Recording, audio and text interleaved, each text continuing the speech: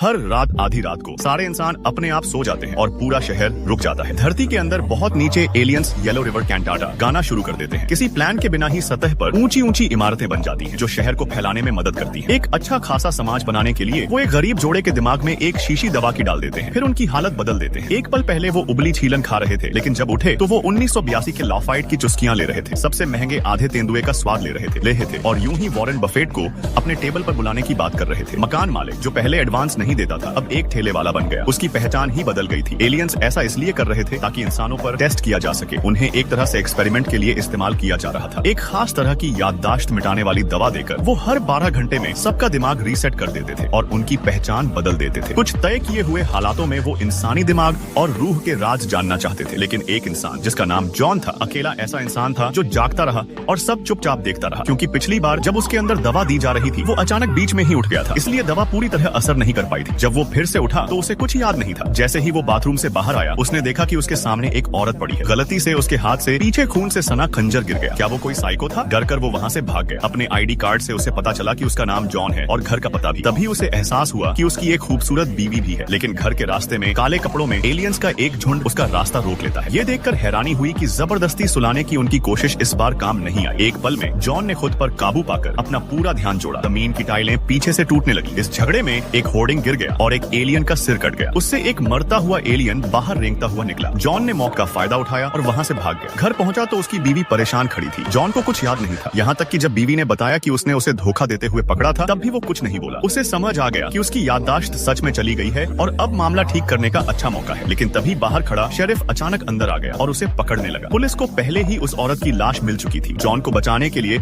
उसकी बीवी ने अपने ऊपर गोली चलवाई, जिससे वो बचकर निकल सका। दीवार से पीठ लगाकर जॉन ने देखा कि अचानक एक दरवाजा सामने आ गया। बिना कुछ सोचे उसने उस मौके का फायदा उठाया और भाग गया। शेरिफ उसका पीछा कर रहा था, चारों तरफ देखता हुआ बंदूक लिए सोच रहा था कि ये बंदा गायब कैसे हो गया। क्या ये उड़ गया? जॉन को एक साइकोलॉजिस्ट मिला जिसके पास उसका बिजनेस कार्ड था। जब वो उसके पीछे गया तो उसने देखा कि डॉक्टर के सामने की दीवार में एक दरवाजा खुला था, लेकिन जॉन अंदर नहीं जा पाया। उस दरवाजे के पीछे गंजे एलियंस का बेस था। डॉक्टर असल में एक साइंटिस्ट था और उसने जो याददाश्त मिटाने वाली दवा बनाई थी वो अब काम नहीं कर रही थी। आधी रात को फिर सब एक्सपेरिमेंट चलने लगे। जब डॉक्टर बाहर निकला तो जॉन ने उससे पूछा कि आखिर चल क्या रहा है। उसे ये भी समझ आने लगा कि वो अपने दिमाग की ताकत से चीजें कंट्रोल कर सकता है। तभी गंजे एलियंस का एक झुंड दिखाई दिया। जवान भी थे और बूढ़े भी, और जॉन के पास अब वहाँ से भागने के अलावा कोई रास्ता नहीं था। जब वो सोच रहा था कि अब क्या करें, उसे अपनी जेब में शेल बीच का एक पोस्ट कार्ड मिला। उसे लगा कि वही उसका असली घर है। उसने टैक्सी ली और ड्राइवर से पूछा कि वहाँ कैसे जाएं। ड्राइवर ने कहा कि उसे पता है, लेकिन अगले ही पल वो सोच में पड़ गया और रास्ता भूल गया। जब जॉन ने ट्रेन से जाने की कोशिश की तो बताया गया कि सीधी ट्रेन ही जाती है, जो बीच में नहीं।